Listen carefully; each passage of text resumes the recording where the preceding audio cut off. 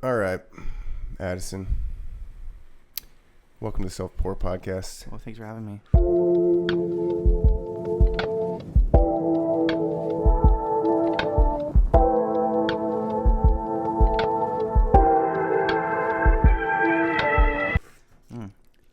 Chico City Council member Addison Winslow here today. 9:30 in the morning. 9:30 in the morning. Earliest pod I've ever done. Yeah, right. No beer though. Speaking of which, let me describe the format of the Self-Pour Podcast to anyone listening or watching for the first time. Normally, we record these at the Commons in Chico. They have 3 beer walls, so we do a light beer, a sweet and sour beer, a hot forward beer. It's 9:30 in the morning. Addison can't be getting drunk. Wow. He has things to do. Yeah. So we switched it up. We have a non-alcoholic version of the Self-Pour Podcast.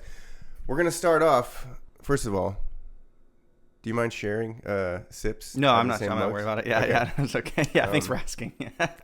I didn't finish. When we drink the light tea, in this case, we talk about your past, Addison. Oh. When we drink the sweet and sour tea, we talk about your present, your business, however you want to phrase it. Okay. And then the last tea, we talk about the future. Yeah. All right. And I feel like Scrooge here. Like, we're about to interrogate.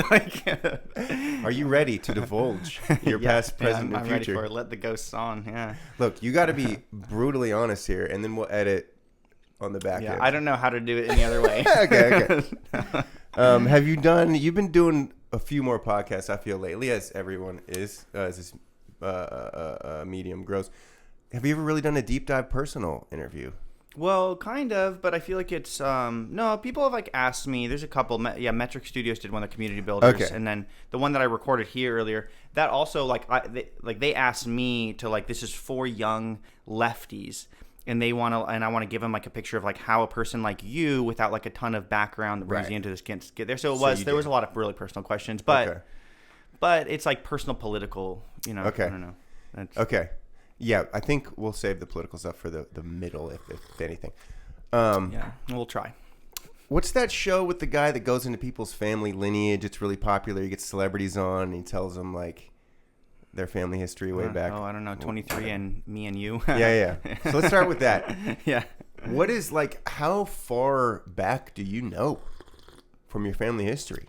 Oh, I thought we were going to get political, but the Mayflower. Yeah, no, they're Winslows. Really? Winslows were on the Mayflower. So there's a Mary, who's a direct descendant of mine, was the first, she became Mary Winslow, but she was the first European woman, if you don't count the Danish or whatever, to step foot on North America, because Jamestown didn't have women. I think that's true.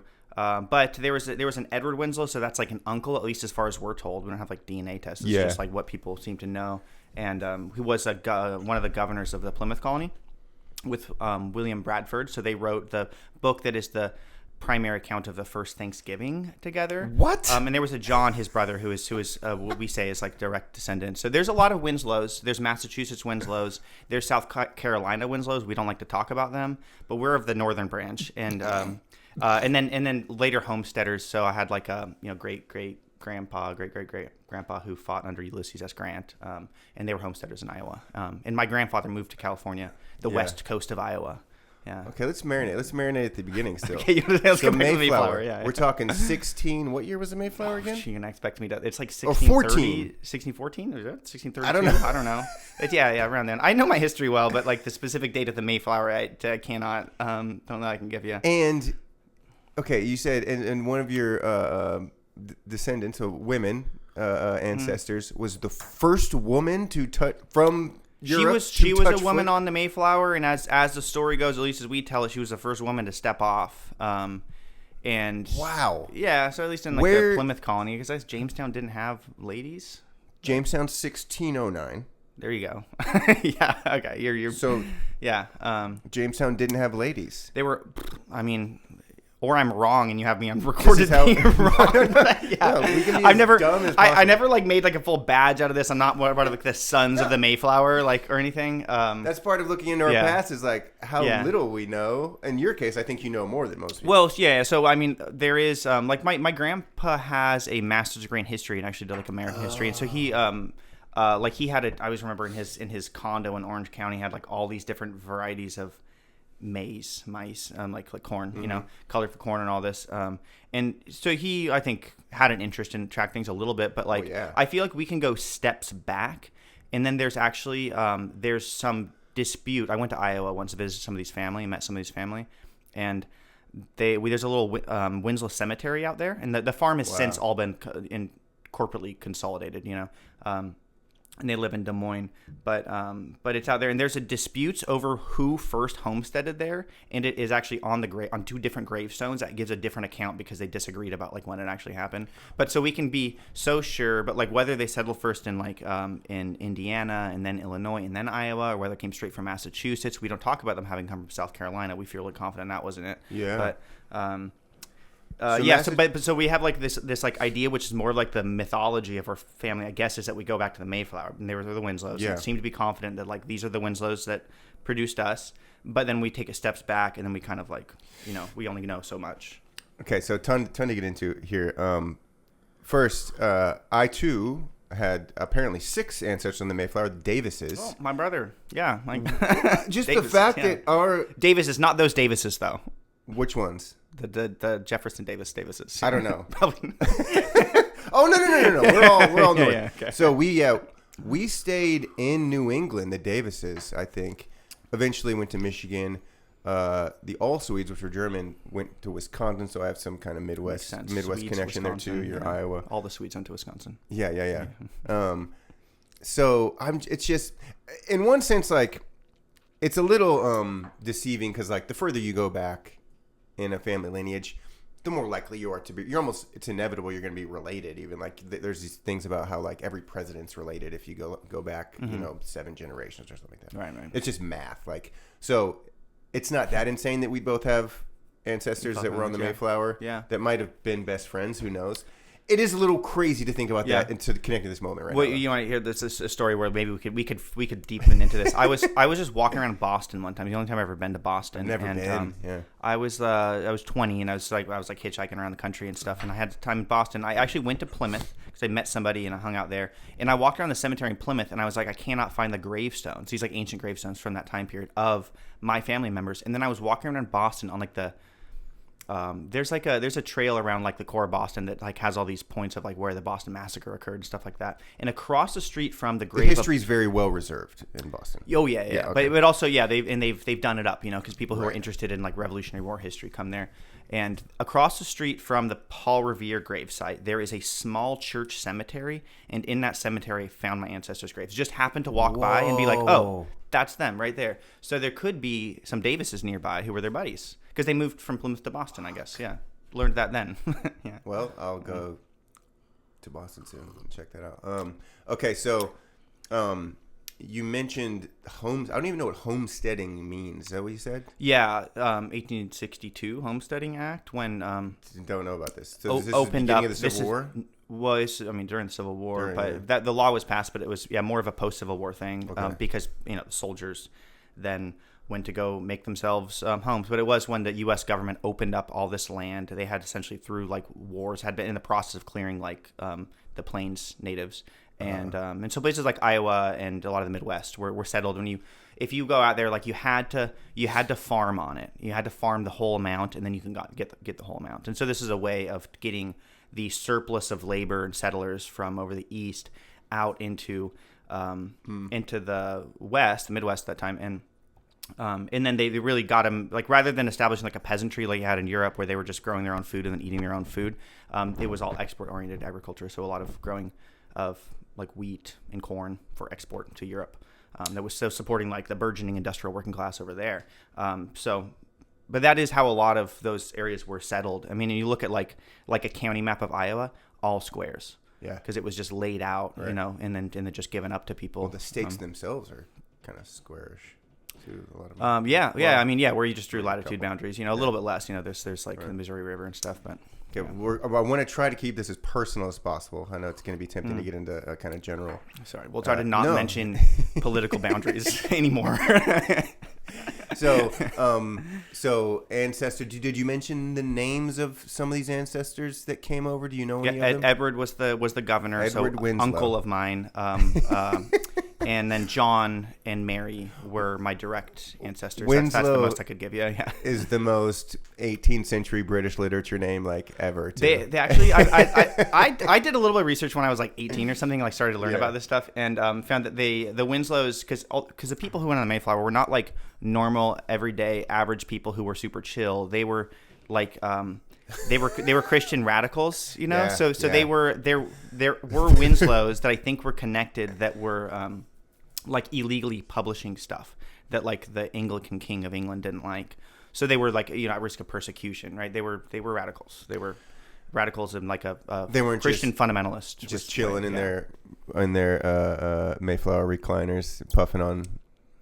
You know, I feel like they may have done some of that, but yeah. So I think about this a lot now too, and you know, we go through these. You know, we're both involved in politics in our own way. Obviously, you in a much more official way, but I think we both share our own degree of passion for politics, and I wonder, you know, is that connect? Like, is there something in our DNA that's like goes back to those Mayflower people and what their DNA was, what their psychology was, right? Does that pass through? I think there is science that those things do pass through from generation to generation, but I can't help but think those things are connected. Like, and then it gets into this thing of like, you know, progressives like you and myself, liberals like you and myself in this day and age where, you know, MAGA and conservatives, sorry, we're just going to talk about this stuff, are you claim to be like the most patriotic and American.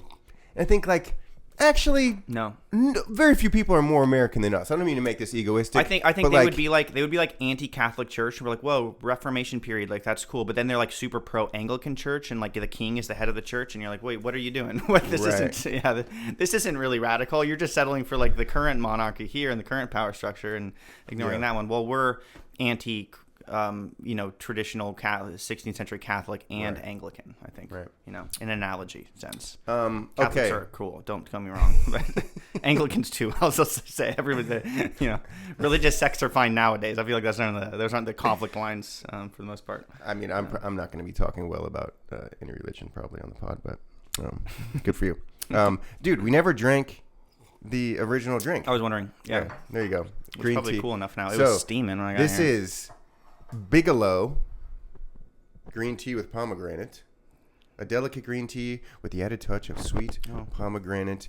Bigelow, a family tea blender since 1845. I usually have a box of this in my house. Seriously? This specific pomegranate green tea. I don't know where I got it. I definitely inherited it from somebody, and I drink it sometimes. Well, look, it's an 1845 tea. I just watched Larry David's new HBO show. Are you a Larry David fan?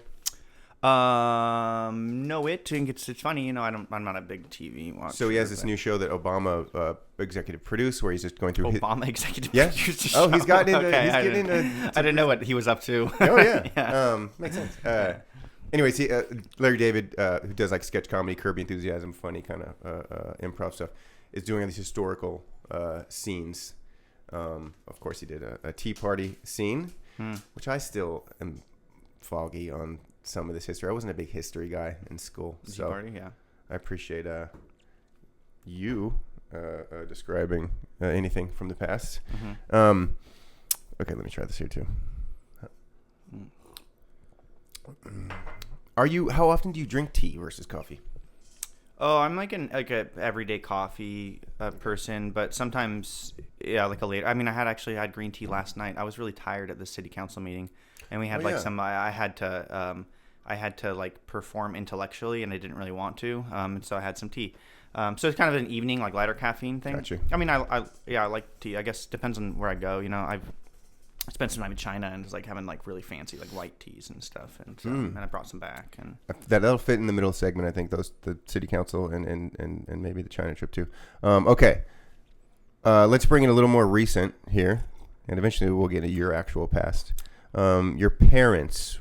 Where are they from? Where were they born? How did they get to? How did you end up in this area of the country, et cetera?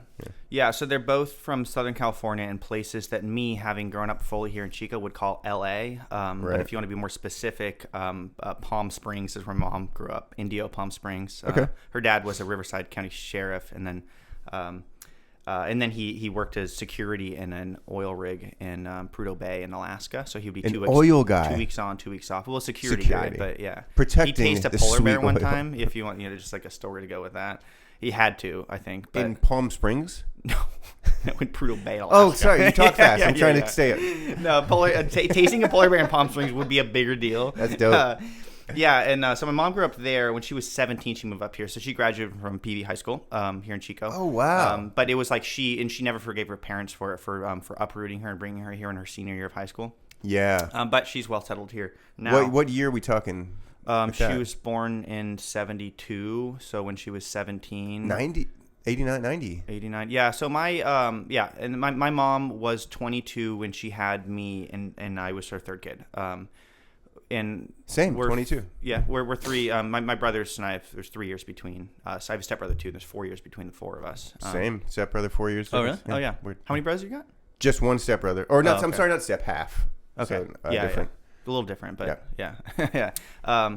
Yeah. And my dad grew up in Orange County. So Fountain Valley High School was the largest high school in the country at the time when he went there. He's just a couple years older, born in 69. So Orange County, Palm Springs is a little more east. I think right? my mom was actually born in 71, I'm realizing. I think that Okay. my dad was born in 69, the same year as Kurt Cobain, and my mom was born in 2 years. Yeah, 2 years My younger. little sister born the Yeah. day Kurt Cobain died. Just trying to draw parallels Wow. here. Oh, yeah, okay. She's a little older than me. Yeah.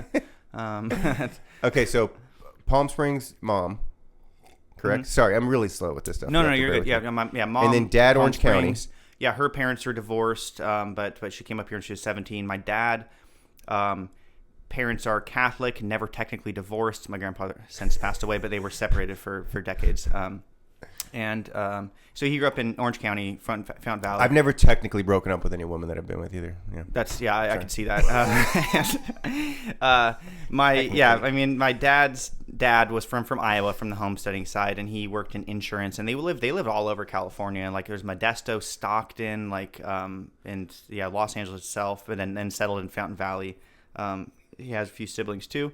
And my dad came to Chico because he had a friend who got into Chico State University, and he and some other friends were like, we could just go too. We're talking late 80s? Well, this would be the early 90s, late 80s? Yeah, maybe 89 or 90. Dude, the heyday of Chico State. Yeah, no, well, Pioneer days, dude. My mom and dad lived together when they were like 19 and 21 In Chico. in the zoo. That's so sick, which is The zoo across is the right street. over there. Yeah, by the way. Oh my God. Yeah. I love this stuff. Wow. My mom, now I feel like there's another story. My mom had, they were giving out water to people when, the riots happened, when there was that was I think 91, I 92. think and there was I think this was the one where Arizona State University's named Playboy magazine's #1 party town. We're upset, right? Naturally, we all feel this, And Hey, let's give some context. Yeah. We won. I say we won Playboy's #1 party town in 91. For 150 straight years, Chico was Playboy magazine's #1 party town. 150. Yeah. Back to when. Right, exactly. Back to the act and then or they whatever. gave it to Arizona. It's like a complete hoax. Somebody gave somebody money, so people here were upset. But there were maybe some You're people still went a little unwilling to overboard. concede that we lost. Oh yeah, I'm Chico through and through. I was born in Louisiana, but I'm Chico. My parents had met in Chico. We'll get to settled that in a Chico, second. and so I totally grew up here, and they were both I've never heard my parents seriously talk about moving anywhere else, and I've had other family has come here since then. Dude. Yeah. Same. So yeah, my mom drove out to California, SoCal at first in '87. I was 7 years old. Her and my parents weren't really together, technically, or her and my dad. Anyways, came up here, and then family started to follow as well. Mm-hmm. Chico's a peculiar place. The older I get, it's like this real kind of island, where I almost feel like people come here to escape in their own way. And maybe we don't need to get into that. I think that having parents from SoCal is a super common Chico thing. Sure. Okay. And there's a lot of stuff in Metro California, Metro America that Chico doesn't have as much of. It's more affordable, but also it's you're not stuck in traffic for hours. Part of me feels like Butte trees County around. Yeah. Yeah. So it's a great. Beautiful. So I think it draws people. It does. Yeah. Okay, I'm just saying, I feel like this is Butte County is the Australia of California, where they quietly send all the if the we don't talk prisoners about Susanville, and we have some great, but we have some great fun, rambunctious personalities here as a result. You know what I mean? I like that as we're like the Australia of California because I have respect for Australians and like Australian identity and all of our parents have these like mysterious pasts that we don't necessarily know everything about. Maybe I'm projecting here. Yeah. Maybe you're projecting better. Yeah. So, dude, that's super romantic to me, dude. Your parents like met during like the heyday, like young age. That's dope. Like if you're a Chicoan, that's a cool origin story. I like that a lot. Yeah. Okay, so now this is a quick podcast. Of course, we could dive into this stuff like so much more. So we got to kind of move through it a little quickly. You're born in Louisiana. Why? Yeah, I'll try to make it a story. No, that's okay. My mom kept getting pregnant. Actually, birth control didn't work, like condom, pill. Oh, she really told you all the details. She had two kids. Second kid was on the way, and my dad was working at a wheelchair factory. In Chico. They closed down. Yeah, I think it was in Chico, up by the airport. And they shuttered. Workers showed up one day, and they're like, doors closed. Sorry, guys, here's a check. Like, you're laid off. And he worked for a temp agency for a little bit, was like doing tiling in the mall, making $5 an hour. But it was kind of like a crisis for them, having a second kid on the way in that.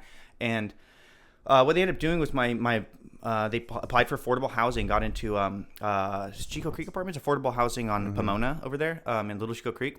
And for which my mom's dad like disowned them for seeking welfare, and my dad kind of scrambled to find how do I get a secure job in this. And my mom's stepdad worked in healthcare. That's why her parents came here for Enloe Hospital, and suggested that my dad go through a surgical tech training. And that's like a 1-year program. You become a scrub tech, and it's like decent job, secure job, healthcare. You don't really like healthcare is only going up and up. We need more and more of it. Do healthcare employees get free healthcare? No. Yeah, sorry. Yeah, they could have asked that question on the Mayflower a long time ago. Shit, could have settled it then, but we didn't, so we don't. No, but at least he wasn't worried about getting laid off, and that's like a big, like, you know, my dad never advised me to do any of the things that I do because he thought you really should just get a secure job because, like, economic crises, you know, and he lived through them, but watched his friends struggle in 2008, but he had a healthcare job, and it was, like, not going anywhere. But so he had family in Louisiana, distant family, but he was able to stay with them and just get some support because we just have this like spread out family, and then go through that training because there was a place in Alexandria, Louisiana that he could go through that. So he went there himself and was doing that training, and then my mom, with now 2 kids, came out to live with him, and they were coming back to California as was always the plan, but she had gotten pregnant. She was on the depot shot, still got pregnant, and she wanted to have me born in California. She really didn't want me to have me born in Louisiana, honestly. You talked to her about it, and she's like never wanted to think about going back there again. Well, funny, like we could trace this kind of conflict between the South and North back to your origins, right? I mean, you started this off being like, we don't talk about the South Carolinians. Like you're trying to escape the South as part of your family, as part of your immediate family. To be fair, South Carolina at that time, and being a white person in South Carolina at that time, was like very likely to be involved in slavery. At this time, it's not quite like that. I have a lot of respect for Louisiana. I've been there, the racial dimension is really strong, and I think that was one of the things that was unsettling. My mom actually, she really didn't like the idea of having my brother specifically bused because they were still doing integrative busing there, and she just it kind of freaked her out, not because she was, I think, worried about him being around black kids, but because the concept of like my kid has to go to this school because of and she didn't like the whole dynamics. Yeah. She was like, it was like behind. I don't think you need an explanation as to why you don't want to grow up in Louisiana. Well, maybe you should, but So my mom was so she had a plane ticket back and was hoping to just like get back while she's still pregnant, and then we'll settle here and then go through the healthcare system having a kid here. But she was too pregnant to get on the plane, so she bought a plane ticket for the day that I was due, 10 days after I was due, because you have to be 10 days old to get on a plane. And then that time came and I wasn't born yet, so she had me induced so she could make her plane ticket. Wow. And then my dad, when drove my brothers. Awesome. And so I was in Butte County. So they drove from Louisiana to Chico. So I flew with my mom, and then they drove. That's and so and then I was I was born on the 14th of September '95, and this is 10 days later. I was here in Chico. Yeah. Okay, let me draw one last parallel before we move on. We talk about you kind of evading or escaping the South, but here you are. You come to one of the few conservative areas in California, and you're literally fighting dedicating your life in many ways. Yeah, finding to the sessions change out here. Yeah. the conservative nature of this community. Well, I mean, we're still trying to root out the little like vestiges of the Confederacy here, you know, because at at homesteading time, Chico was a 50-50 split place. Like John Bidwell and a lot of the wealthier people and the like owners how you put the emphasis on unionists. Bidwell, yeah. Sorry, but a lot of actually the more like working class white people were seshies, and they had conflict over it. And this is part of also the underlying racial dynamics that led to like plots to assassinate John Bidwell over his protection of the Machupta, and then the Chinese later. It was a lot of the same lines of like surprise, the real racists in Chico were also Confederates. So Okay, we're gonna move on to the present. Should we sip first? Yeah. Here, after you. This is Egyptian licorice made by Yogi, warming and naturally spicy sweet. Caffeine free. Okay, my expectation was to like this less, but it's actually quite nice, yeah. There's always got a sweetness in the end. By the way, yeah. Shout out Egypt. They got robbed against Argentina. Yeah. Argentina plays today in a couple hours. They're playing Spain? No, Spain won yesterday. They play England today. Our English brethren. Wow. Argentina and England? Mm-hmm. The Falklands War all over again, right? Really? Basically. Ooh, that's strong. Yeah. Put a little water in there and stronger. Okay. Present. What question should I ask about your present? How would you maybe describe first, just for a couple of minutes, as to what you're doing right now in your life, and then I'll ask you some questions off. What am I doing in my life? Yeah. Well, yeah. I mean, I've been on the city council, and I will say it wasn't like I'm not living a meticulously planned life, but I do try really hard to keep up on free time because I like to read and I like to be able to like volunteer and stuff, and I really resist having like a 40-hour like 9-to-5 work week because there's so much that I want to do during that time. So I live with very little money. Like I live a little kind of studio upstairs. My landlords are downstairs. Like I share an entrance. They're really cool though. They're it's a great deal. There was a time where I was like, I need to move out and like maybe get my own apartment and spend a lot more money. And actually I like where I live. I live in the Avenues near Enloe Hospital where my parents work. And I'm on the city council. And I try to like invest a lot in like that role. When I got on, I was a one minority. There were six Republicans, some of them like very, very conservative, and then there was me. And this political is the way minority, to be clear. Yes. And there was a party minority. And like the split of Chico is like, I mean, in for state and federal elections, we're talking like 60% Democratic leaning, and but then it was just me, and I felt like I had a really heavy responsibility to like be holding the line. Like 60% Democratic leaning or Republican leaning? Democratic leaning in Chico, Chico itself.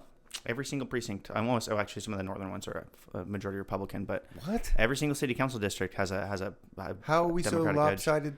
Conservative then? Well, I mean, local politics is different, and when they're nonpartisan, so people don't see the D and the R. But I think probably more importantly than that is it's just like what are the issues? Like how does political alignment matter on a local level? It's like people are thinking about like investment in like police and fire as opposed to some other things. I mean, I think what Chico is distinct from a lot of places because we had like liberals, progressives in the 1970s that were successfully kind of came from the university, organizers around there. A lot of them were not from here. A lot of them were from like Sunnyvale, like people who were like hung out together in Sunnyvale, moved to Chico, like won the politics, and they started introducing things like our tree ordinance. So we have to have trees in parking lots, and they protecting the parks, acquiring new land for parks.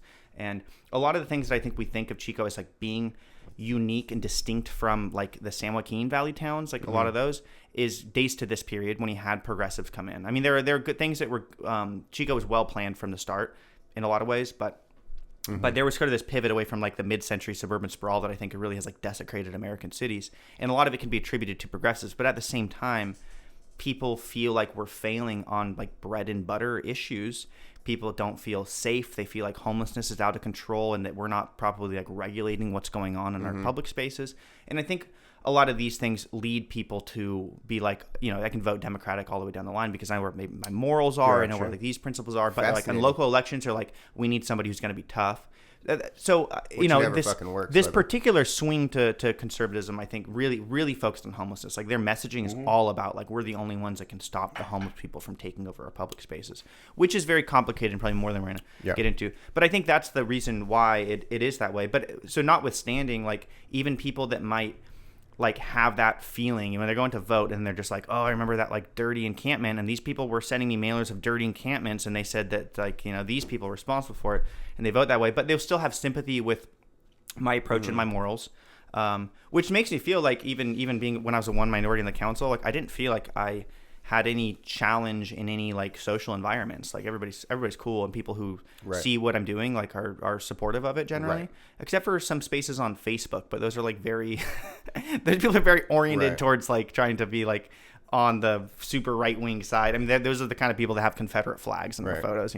No, we share similar experiences, I think, with that. In that, the internet is a different world than the physical life here. Yeah. I'm usually surrounded by conservative people that I theoretically hate with a passion, but I'm with them, and it's like, I love you. You're great. Yeah, like, so it's complex. I guess. I mean, I think that you don't need to theoretically hate people, but take a different approach. And I have no choice. It's in this day. I mean, I will principles. Say maybe in some ways, like I've evolved in public office because I was I was a left wing. I was a socialist minority with 6 Republicans. Like, and there was such a big divide initially. It felt like. And still is like on some issues, but over time I've gotten to know so many people, and I really understand where people come from, and so it's like I don't hate you, and there's even people like I'm on the council with that. It's like we had kind of like really really rich and older guy Tom, right? Both my grandpas are named Tom, and he's about between their ages. And little Freudian connection there with Tom. I don't want to say that, but oh come on, you guys act like. But he made kind of overtures towards me early, and he's just kind of like we can work together and stuff. Grandpa like accepted walkability you. Downtown, like we have some principles in common, and can pursue it. And so he can be the biggest pain in the ass, and like we will have like harsh criticisms in a public setting, but we had initially it was kind of like this gag where he'd be like, oh, it's like my favorite Marxist friend here, and but at a certain point, because we will talk together about politics, but also we're just kind of like we're just having beers or like going on a walk together, like we're just talking about things, and it's kind of like we have this gag that we're friends, but at a certain point, like that becomes the equivalent of just being friends, right?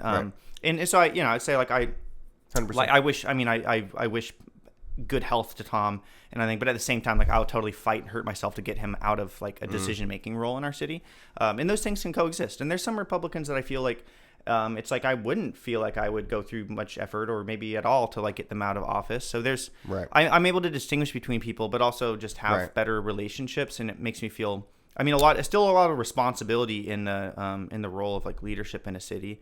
The way I look at it, I'm learning, by the way, that this is incredibly hard to keep personal just by our nature. Like we just want to talk about it. It's okay. I get it. Yeah. I want to have you back on the Commons in a month, and I think I might prep some more personal questions. But I love this. I wanted to say, shit. I just Tom Republicans in office and yeah. Whatever. Let's go back to you. Let's keep this personal. You mentioned, kind of living without a lot of money. To me, that feels like a choice. It's an intentional choice. Like I kind of do the same thing. Yeah, sometimes for philosophical reasons. Sometimes not. Do you find like in today's era of this kind of like unfettered capitalism that's run amok and it's causing all this socialism, democratic socialist backlash, blah blah blah. Do you find kind of honor in living with less money in America in 2026? Is it like is it a political statement on your part, the way that you live like that? For me, it is. Like, it's philosophical. It's like I want to try to I want to kind of experiment and see what it's really like, because that's how you become wiser, how you actually become smarter and learn how conditions are. And 2, it's like, you know what? I don't like this system. I see some very blatant flaws in the system. Therefore, I'm not really going to participate in it. Do you have that kind of mindset? Or why do you choose to live the way you live, and what is not a choice, I guess? Right. No, that's interesting, and I feel like there's dimensions of it to where kind of like I never aspired to have like a really big house on the end of town, like what maybe the American dream kind of thing of like a excessive side yard. It's not anymore. It's not like for me personally, not like interested in it. So I like to live in Chico, like Chico being a city. I like to be like close to things. I mean, I got a little backyard. It's nice to have the space, and but so I don't have like like dimension of middle class aspirations, but like how I mean, I grew up, my parents didn't give me money, so I was super frugal as a kid, and never had the expectation of having a ton of money. And then as a young adult, I made the decision to not go to college and not pursue like a career. And instead, I really wanted to just like open up my time for like reading books. And I wanted to meet circles of public intellectuals that I was convinced existed in places like San Francisco.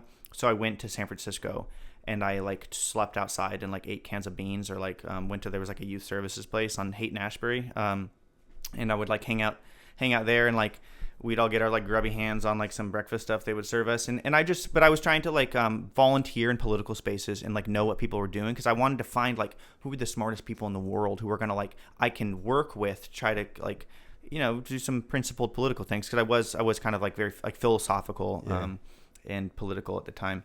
And I did that. I mean, I didn't really find circles of public intellectuals in San Francisco. I learned about gentrification, but and I went to like a lot of other places, and I was just dipping into these political spaces. I would use like, there's a Slingshot magazine, a free magazine out of Berkeley that's like generally like anarchist, and they had a radical contact list, and it would list like spaces that were like left-wing political spaces, and I would just go to these places and then see like events on the wall, and then like go to the events and volunteer for Food Not Bombs was a really common connection for me as I kind of traveled around for some time. But I really, I think what I get to is like, it's not necessarily that I don't want money. Like with a certain amount of money, like I don't know what I would do with it, honestly. I feel like I live pretty decently right now. I'd destroy myself with a certain amount of money. $30K or so a year. And, I don't know. And, cause I'm not, I just like buying a house feels so out of reach. And I also just my perspective was, because I think it was so intentional for me not to go to college, and people were like, you should go to college. Like, you know, I mean, other stories, but I've been kicked out of high school, but I was like already like, I was always you got like kicked a out of high decent school? I was expelled, but what? And but I was always like a decent student, so I was kind of told like you could go to university and you could do well, and I felt like that was the case. And I sort of had with a professor like a little bit like, you know, joust over the topic, and I was basically like, I think I can give myself a better education as an autodidact, as in like self-teaching, than I would in a university environment where you're like fit into a major, and you're gonna like, we're gonna tell you like, you know, you got to read this stuff and not be able to be self-directed about it. You know, I feel like students are always underslept, and that's not good for your learning environment, right? So it's like, I'm gonna go and be able to nap when I want, and I'm gonna like read what I want when I want, and interact with people, and kind of like learn by doing in certain respects while reading a lot of books and stuff. And so that just like had me focus really hard, where it's like my full-time job was like trying to just like understand what I felt like was attainable, this like broad area of like what is the world, which just kept getting larger and larger as I found out more things. But so I was focused a lot on self-education. So that's kind of when I think about it, like, if I could make a lot of money, but it's going to take up 5 days a week, like my whole day, and I'm going to be tired afterwards, and I wouldn't be able to read books, I would be like, probably reject that. And honestly, my work right now through city council, I do have a little job. I'm organizing some events through a nonprofit, and just other responsibilities I have. I do some like construction jobs sometimes, does make it so it's hard for me to finish books. And I kind of don't like this. But the city council job, I learned so much, and I do interact in so many things. And so that is really satisfying to me, because it's like there's a result from it. Like I'm trying to improve. We have issues. Water quality in Big Chico Creek is at risk, or people believe it's at risk. And I want people to enjoy swimming. So I'm tackling this issue, and I'm in it. I'm reading all kinds of things in all kinds of directions. And that is satisfying to me. Dude, I admire everything you just said so much.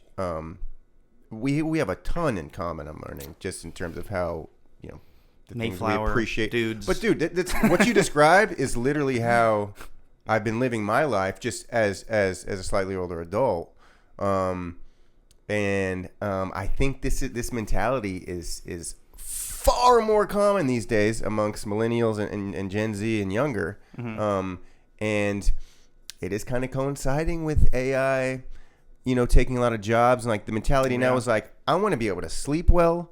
I want to be able to read, absorb information and knowledge. Like, that's a good life to me. You know, have friends, you know, go out, have some beers if that's what you do, socialize, you know, fall in love, even if it's for a night. Be able to commit to leading a volunteer project, you know, not be like, not I care can about help, the but like, profiting. don't put me in a leadership role. No, 100%, dude. This is... Okay, dude, everything you just said right there made this interview so worth it. I didn't know some of those things about you. That's awesome.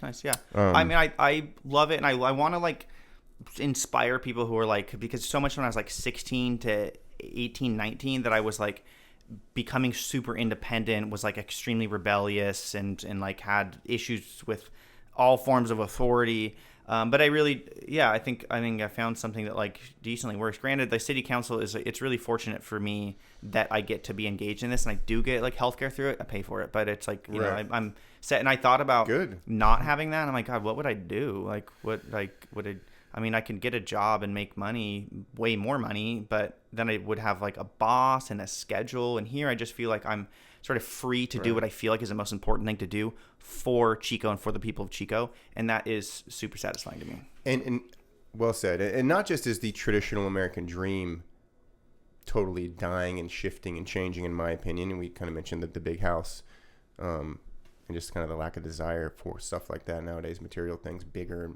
and more. The concept of work now is being redefined in so many ways. What does that mean? How much should we work, especially for someone else? How much of our life should we dedicate to somebody else they can profit? Like, people are realizing this is kind of, look, just things worked in the past that don't work. Evolution happens in society. Like, I think it's actually kind of a normal, natural thing. But I think you're exactly who we need in positions of public office, on the left, people that live it and don't not like, your elite liberals or whatever. Yeah. Well, I mean, like I love and respect, like, Bryce and Katie, my other city council colleagues, like close friends, and they both have like full-time jobs now. Katie recently got a full-time job, but it does affect like they struggle more to like fulfill some obligations. And yeah, I mean, I wish it was more of an expectation that people can get a comfortable base living and then be able to commit yourself to more things. And like, there's nothing like singly more liberating that we could do as a country or as a state than pass like full employment policy at like a 25 or 30 hour work week, so that people intentionally have 32. Yeah. Something I'm pretty okay with that, but if we go lower, let's go lower. It's like, that's giving, like, liberating people to be more things than just what their job is, because we get so much more as a society. And I lived in Montreal for a bit. The province of Quebec had this program called QPERG, which is a French acronym, but they would pay people you'd like pitch like a community project you want to do, and I think you have to be like between, it's like youth kind of program, but they would pay you for like 6 months to just like do your program. One of my friends had a program, it's called Soup Local, and he would host an event where they would cook soup. People would come in and pay some money and then eat the soup. And then while they're eating soup, people would present on other community projects. So it's kind of fractal here. Yeah. And then all the money from the soup would go to the whoever people vote as like being like the best community project. And I just had a friend, he was just like, this was like his job for 6 months, just to like put this thing on, because the province was paying him very modestly to do that. It's just a much more enlightened society and way of living for the individual and the masses. There's these little institutions, like, it's not like just having like, oh, the socialist government like, passes all this and like makes all this top down, but like there are all these different pieces of institutions that make that happening. That program is super liberating to young people to think outside of a career box that they're sort of like packaged in high school and then shipped off on, like out of the assembly line. But there's also like me and that friend, like we would meet in this cafeteria of an old high school that was converted into like all nonprofit offices and stuff, and we paid like at cost like a couple bucks Canadian to eat breakfast and lunch, and this allowed us to be doing so many other things, like and that's a liberating institution, like availability of good quality food at low price for people. Okay, excellent. We have about 15 minutes left. Perfect timing. So again, let's try to keep this personal here. I love how hard it is for us to stay personal, instantly jumping to larger social issues. But I was eating cheap food and I felt liberated. That's who we are. Okay, so when talking about your future, okay, we're going to move on to the third segment here. This is the strong stuff. We have the strong stuff. The last one was strong, you said. Premium. No, the middle one's sweet and sour. This is the hop forward. Oh, it was strong, sweet and sour, but now we're on strong. Yeah.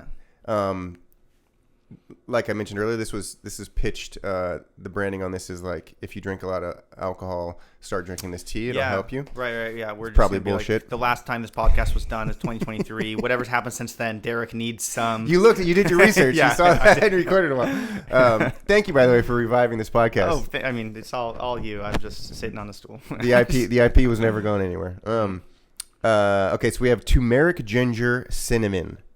Got this off the TikTok shop, I believe, by the way. TikTok shop. If you want to be my guest and have a sip before we get into your future, and it is going to be. You think about they're like you. you think they're like an ethical company? This is natural. No ingredients? idea. No idea. Well, it's just gonna assume just the best in people, just like. I wouldn't promote it. Damn. Yeah. What is actually, it? that's tasty. Well, it tastes like pumpkin, which is interesting, or it tastes like Thanksgiving. Great, like harvest time. Oh, I really like that. Yeah, it's good. It's not like a summer taste, but fall. Yeah, it's a fall taste. Okay, so your future. Let's really get into. I think like what you want, right? Where you want to go, and it could be in the next 6 months. It could be in the next 6 years. What comes to mind when you think about where you want to go? That's so interesting. I mean, to mix up the little bit of past. Like running for city council was not like an intention that I had. It wasn't like a dream or anything like that. I just came back to Chico after the campfire because I was working these community organizing projects like in Montreal, and I felt like I had some skills and I had some fulfillment in this sort of work. And then I sensed that the destruction of paradise, the destruction of the low-income housing, the 36 mobile home parks. Chapter in 2018.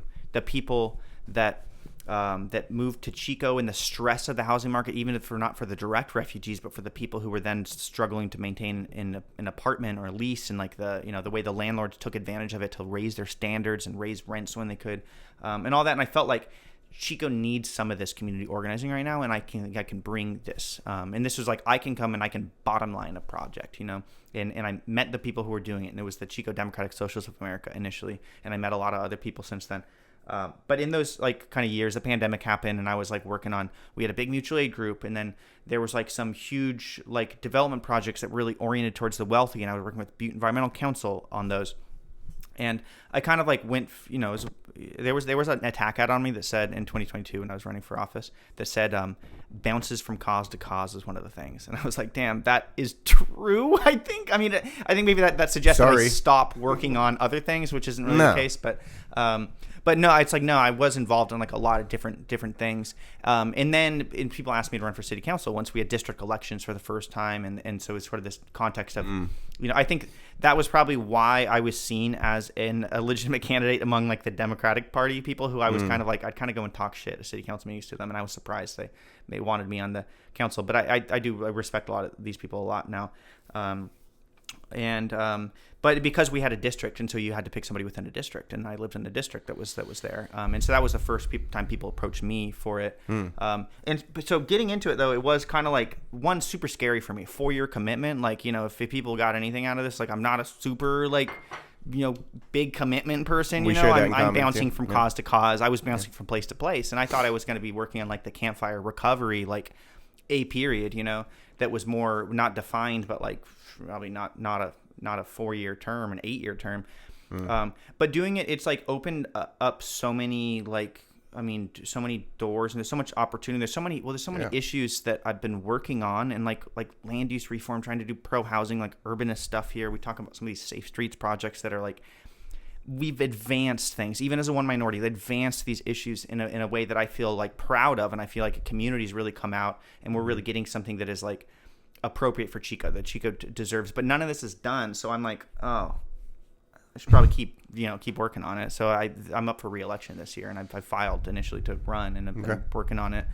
And that's another 4-year term. So that's still, I'm 31 this year, like later this year, and then I'll be 35 then by the end of that term, which makes me just like I've been mentally in my 30s for 4 years now because of that.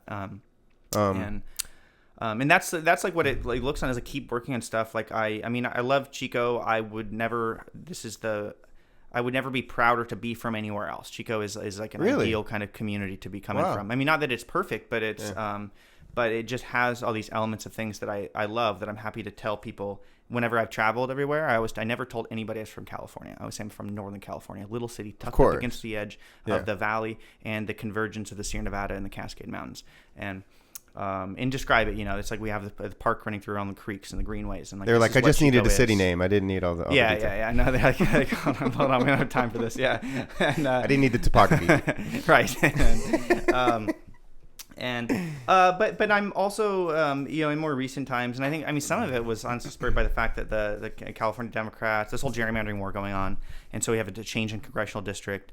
And I think just like being here, just working in Chico, specifically for Chico, in my nonpartisan position as a city council member, I come into contact with the broader power structures of the North State in California, and I see how like the Democrats just dominate in these metropolitan areas, and this is not one of those metropolitan areas, and we're in a completely different environment. So it's kind of weird having like a state supermajority that is more like friendly to us. Like I wouldn't say I'm like feel like I'm part of that, but then we have the supermajority in the regional area of Northern California that is like a super minority statewide, and we're in an interesting point of having like very little effective representation. Is that not part of why you like being here, though? Like the challenge of that like there's really something to work toward. Like there's a lot of progress from your point of view that can be made in these areas. Yeah, that is completely correct, with the exception of I don't know that I specifically like that, but I do feel like there's a lot to be done. I feel like the leadership role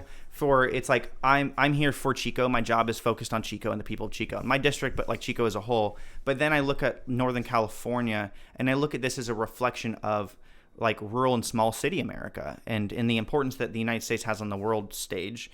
And I think that there's a lot of meaning in work that happens here. This is the way that I felt with the campfire, is it's not just that Chico and my friends and family are at risk from the fallout of that, but that this was a climate-driven disaster, and people recognize that. There was a refugee crisis as a result of that. And this is something that we fully anticipate is going to happen in other places. So we can set a positive example of how you deal with that sort of thing.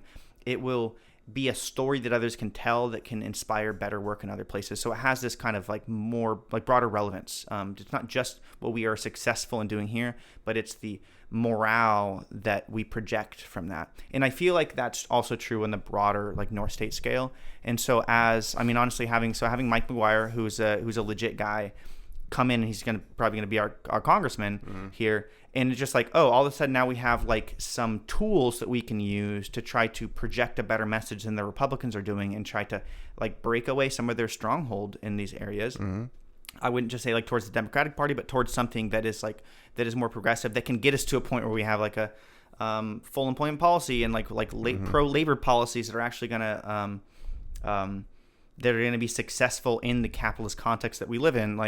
I think there's a lot that we can do, and as much as my job is for Chico, I'm thinking more about like the broader region. I talk to people come down from the town of Paradise. Somebody recently was like, I'm interested in running for Paradise Town Council. I know somebody in Orland hit me up too, was like, hey, I like what you're doing. Can I just talk to you about like what I'm doing in Orland? And I want to support all of these people more in the future. I guess that's kind of like my aspiration would be, I want to be able to be better networked and to like help foster a better network in Northern California and a better political message and story and identity than we're getting right now, because I'm not a registered Democrat. And the reason why primarily I don't want to like associate with that, even though there are people within the Democratic Party who I like and their policies that I respect, is that it is so tightly associated with coastal elitism at this point. And we are so not going to be saved by coastal elitism. And I want to express my sympathies with the people other people in my home and that would refuse to associate because of the stuff that they see going on in other areas. And I think that we need an independent political identity for the North State. Yeah. I like how 95% of that meat was really about your ideology, and then we just have to wrap it with a nice little bow about how it relates to the future. But it does. It is the future. Everything you just described. Yeah. That's what you're thinking about as my head. Forward. I mean, it's like I was worldwide traveling for some of my early adult years. I lived in Central Mexico. I lived in Montreal. I spent a lot of time in New York, Alabama, and then I really came back to Chico. I've been so in Chico. I lost touch with some friends for a while that were in other places. I have in recent years actually really reconnected with a lot of those people. But I was so focused in Chico, I couldn't think about these community organizing projects on a broader scale, connecting Canada, Mexico, and stuff. But now I am sort of thinking more North State, so that is may future. Yeah, that. I love it. Yeah. So was it what went into the decision to run again? We've talked a little bit about this. We shared we had neighboring office spaces for a while. that wasn't a guaranteed that you were going to run again, and partly because you might have had even higher aspirations. So what went into that decision? Well, to be sure, the higher aspirations was I thought that rather than just not run for re-election, have people be like, oh, we have leadership we support, and then they just like, I want to do something else and leave. A more like, in a way, graceful way of stepping out would have been to run for state assembly and then just lose, but like run a good campaign, because it's so I didn't expect that I had the wherewithal to like pull together a successful campaign in such a Republican dominated area. Yeah.